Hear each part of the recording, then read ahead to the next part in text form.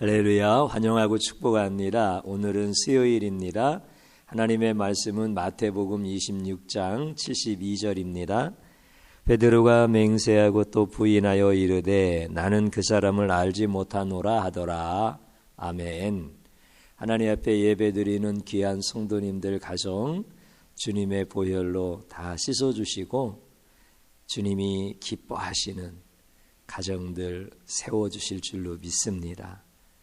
치유와 회복 또 어려운 모든 문제들이 여러분들이 낙심하거나 염려하는 것이 아니라 하나님이 일하시는 놀라운 기회가 되어지는 것을 반드시 경험하게 될 줄로 믿습니다.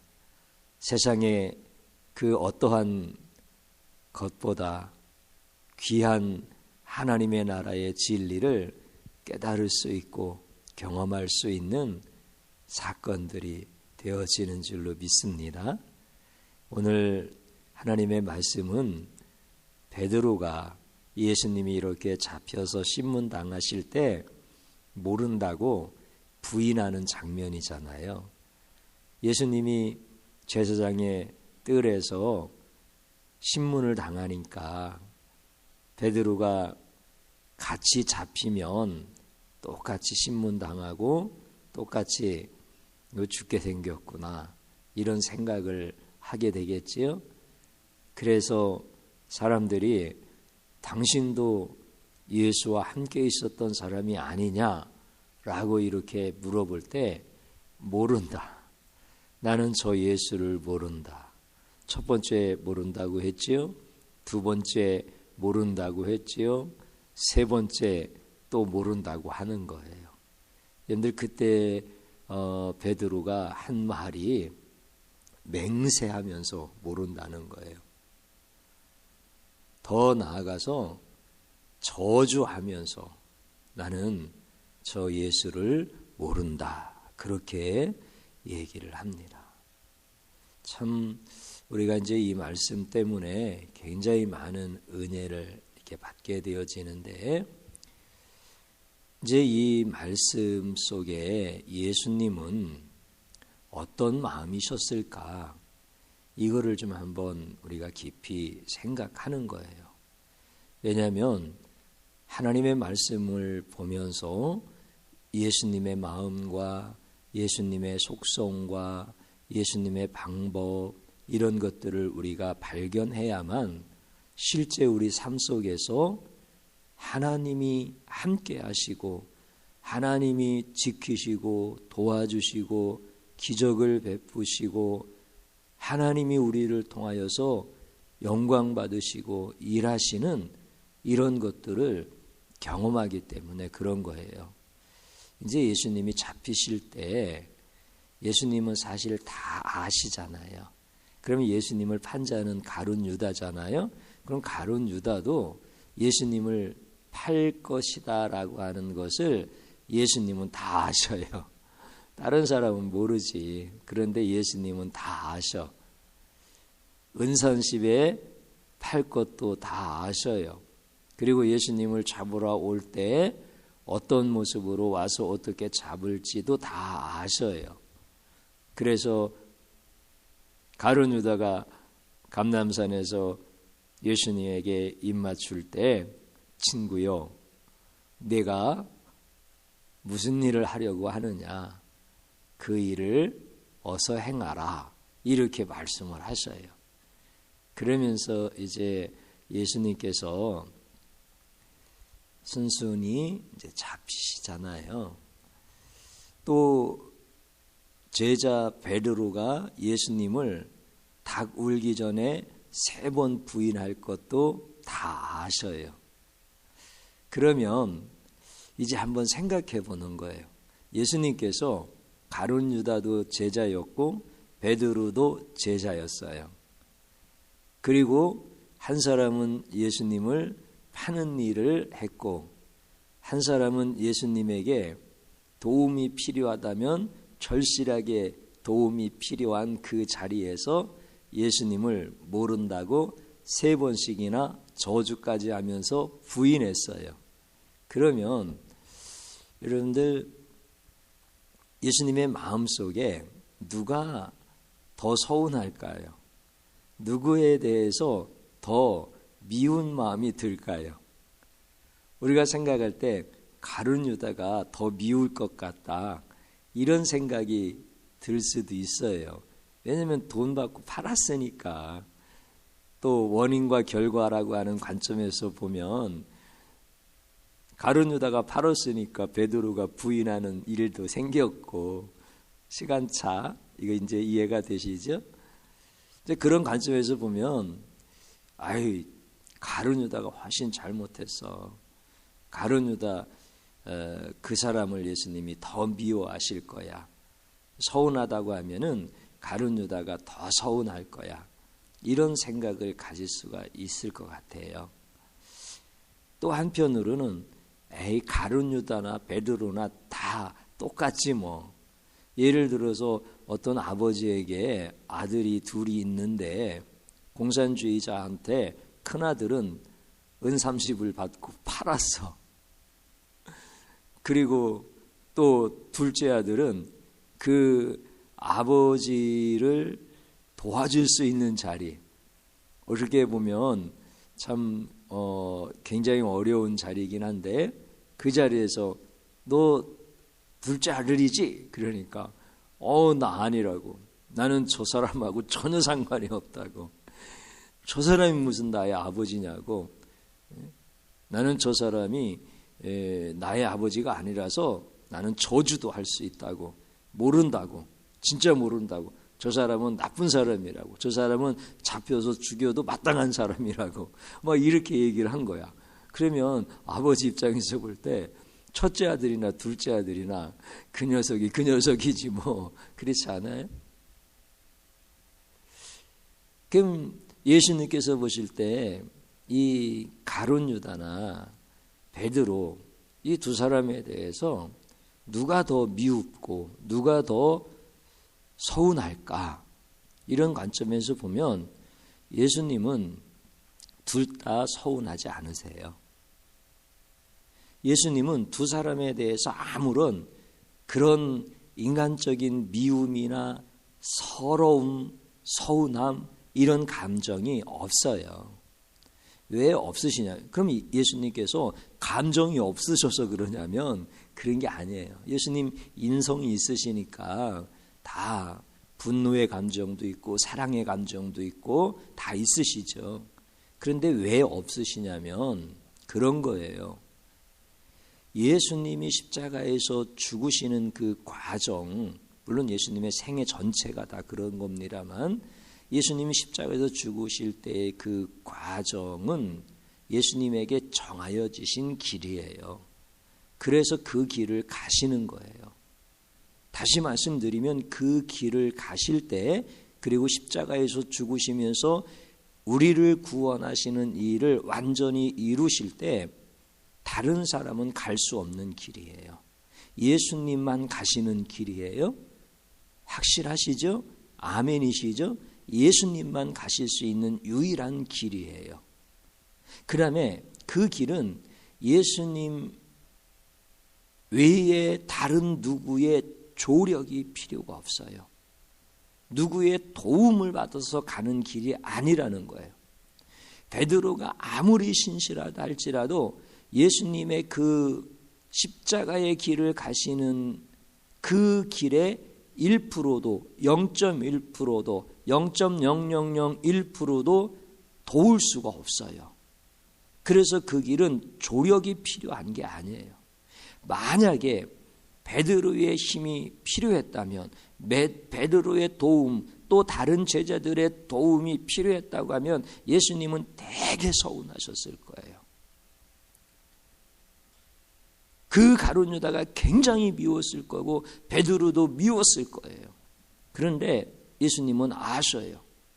그 십자가의 길을 가는데 어떤 누구의 조력도 있을 수가 없고 있어서도 안 되고, 그래서 예수님은 다 베드로에 대한 마음도 가룟 유다의 마음도 우리들이 갖고 있는 사사로운 감정과 생각하고는 다르세요. 이거를 볼 수 있어야 돼요. 정말이에요. 이거는 얼마나 귀한 것인지 몰라요. 이거를 조금 더 아주 구체적으로 정확하게 우리가 꼭 알아야 될 관점에서 말씀을 드린다고 한다면, 나를 구원하시기 위해서 십자가 지신 예수님의 공로가 100%예요. 나는 1%도 안 돼요. 나는 어떤 것도 거기에 도움을 드린 게 없어요. 나의 공로가 들어간 게 없다는 거예요. 내 노력도, 내 양심도, 내 수행도, 그 어떤 것도 거기에는 들어갈 수가 없어요. 만약에 그것이 들어가려고 한다고 한다면 예수님은 되게 서운하셨을 거예요. 내가 너를 위해서 죽는데 나를 모른다고 부인까지 하고 저주까지 해?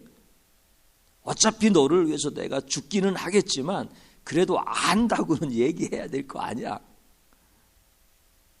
예수님의 마음이 이러셔야 되는데 예수님은 다 아셔. 베드로가 절대 그럴 수 없는 존재라고 하는 것을 너무나 잘 아셔요. 그래서 예수님은 그런 마음이 안 드시는 거야. 여러분들, 이 말씀이 풀어져야 진짜 회개가 일어나기 시작해요. 하나님의 말씀을 깨달아지기 시작한단 말이에요. 말씀 묵상 가운데 우리 젊은 집사님이 참 귀한 고백하셨더라고. 베드로처럼 부인할 수밖에 없는 그런 삶을 사는데 주님, 이제는 그러지 않게 도와주세요. 난 그 말씀 읽으면서 막 가슴이 뭉클했어. 눈물이 핑 돌더라고. 다 알아요, 사람들은. 내가 어떤 존재인지. 그리고 예수님도 내가 어떤 존재인지 다 아셔요. 그래서 이게 중요한 거예요. 그거를 알아야 우리가 진짜 회개가 되어지는 거예요. 여러분, 내가 구원받기 위해서 십자가에서 내가 한 방울의 피라도 흘렸으면 진정한 회개가 이루어질 수가 없어요. 내 공로가 들어갔는데 무슨 회개가 이루어져? 우린 그거를 분명히 깨달아야 돼요. 그래서 기독교는 과거를 묻지 않아요. 예수님은 내 과거를 묻지 않으셔. 과거를 파헤치지 않으셔. 그냥 용서하실 분이야. 그것을 알면 죄 짓고 또 용서받으면 되지? 이런 생각할 것 같아요? 그럴 수가 없어. 그것을 알게 하시는 게 성령이시기 때문에 성령에 의해서 그 진리를 깨달으면 그렇게 얄팍한 인간의 생각을 가지고 살아가지를 못해. 참 하나님은 기가 막히죠. 그래서 가룟 유다에게도 서운한 마음이 없으세요. 그런데 가룟 유다에게는 하신 말씀이 있어요. 네가 나를 팔지 않아도 누군가 나를 팔 것이다. 그러나 나를 판 자는 화가 있을 것이다. 차라리 그는 저를 위하여 태어나지 않았으면 좋을 뻔했다. 내게는 상관이 없지만, 예수님이 하신 말씀이에요. 내게는 상관이 없지만 저에게는 태어나지 않는 게 좋을 뻔했다. 예수님과는 상관이 없다는 거야. 누군가는 팔 거니까. 그러나 판 자는 선택받지 못한 자지요. 화가 있을 거고 저주가 있을 거고, 그러니 그는 얼마나 큰 저주를 받은 자. 차라리 태어나지 않았으면 저에게 좋을 뻔했다 그러는 거야. 근데 베드로는 주님이 하신 말씀이 있어요. 부인할 거 다 아셨거든요. 그러면서 우리 주님이 그 뒤에 하신 말씀이 놀라운 말씀이에요. 내가 너에게 믿음이 떨어지지 않도록 기도했다. 이렇게 말씀해 주셔. 그리고 너는 돌이킨 후에 내 형제를 굳게 하라. 이렇게 말씀해 주셔. 그래서 가룟 유다는 예수님을 서운하게 하고 예수님을 부인하고 자결해서 죽어요. 그리고 베드로는 예수님을 부인하고 예수님을 서운하게 해드리고 자기 양심도 너무나 힘들었지만 회개, 그리고 대사도가 되는 거야. 기가 막히는 일이에요. 그래서 회개도 우리가 하는 게 아니에요. 택하신 자에게 주시는 하나님의 은혜고 성령의 선물인 거예요. 참 기가 막힌 은혜예요. 여러분들, 예수 십자가 그 사건이 얼마나 귀한 것인지 세상 사람들은 이걸 몰라요. 이 진리를 깨달을 수도 없고 그래서 하나님을 대적하는 거예요. 대적하기는 마음에 걸리니까 하나님이 없다고 자꾸 부인하는 거예요. 다 똑같은 동류예요. 본질적으로 같다는 거예요. 그런데 우리는 비록 하나님을 서운하게 해드리고 내 양심에도 너무나 괴롭고, 여러분들 예수님을 저주하면서 부인한 그 베드로가 얼마나 힘들었겠어요. 그런데 회개할 수 있는 기회를 주시는 거예요. 우리가 그런 사람들이에요. 우리는 가룟 유다가 아니고 우리는 베드로예요. 베드로과에 속한 은총을 입은 사람들이에요. 이 시대의 베드로야. 그러니까 참 감사하죠. 그래서 여러분들, 이 율법과 복음의 말씀이 쫙 풀어지기 시작하고 하나님의 은혜 안에서 사는 성도님들이 되시고, 그러면서 기쁨과 자유와 평강과 또 복음의 증인으로서 이렇게 막 살아가는 거예요. 그럼 하나님이 반드시 복을 주셔.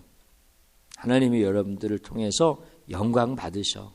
우울증도 떠나가고 재정의 곤고함도 풀어지고 건강도 치유되어지고 다 하나님께서 우리를 통해서 하시고자 하시는 일들을 나타내 주셔요.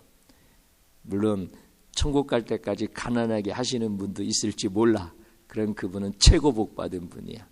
천국 가실 때까지 내 아픈 심장을 안 고쳐주실 수도 있어. 그런 분은 최고 복을 받은 분이야. 이게 깨달아져야 돼. 이게 고백되어져야 돼. 여러분들, 하나님 말씀만 진리예요. 오늘 이 시간에 십자가를 생각하면서 그 구원의 은혜를 생각하면서 아무 공로 없는 나를 구원하신 그 은혜를 감사하면서 주님 한번 부르고 기도하는 자리로 들어갑니다. 주여 감사드립니다. 회개합니다. 주님의 십자가 바라보면서 그 은혜에 감사하면서도 내가 베드로와 같이 주님을 모른다고 하는 내 삶의 부분들을 주님께서 점검해 주시고 깨닫게 해 주셔서 주님만 사랑하게 하시고 주님만 높이게 하시고 십자가의 증인으로 살 수 있도록 도와주시옵소서. 주의 종이 사랑하는 성도들과 함께 우리 주님 온전히 높여드리기를 원합니다. 우리 주님의 그 아픔과 고통과 걸어가신 그 십자가의 길에는 동참할 수 없지만 주님이 하신 일만큼은 증거할 수 있게 하시고 주님이 하신 그 위대하신 일을 찬양하게 하시고 우리의 모든 삶의 자리에서 아버지의 뜻을 사모하면서 아버지의 뜻이 이루어지는 가정들이 되어질 수 있도록 아버지의 나라를 구하게 하시고 아버지의 의를 구할 수 있도록 은혜 베풀어 주옵소서. 한 주간 우리는 넉넉하게 기뻐하면서 승리할 수 있도록 도와주심을 감사드립니다. 예수님 이름으로 기도드립니다.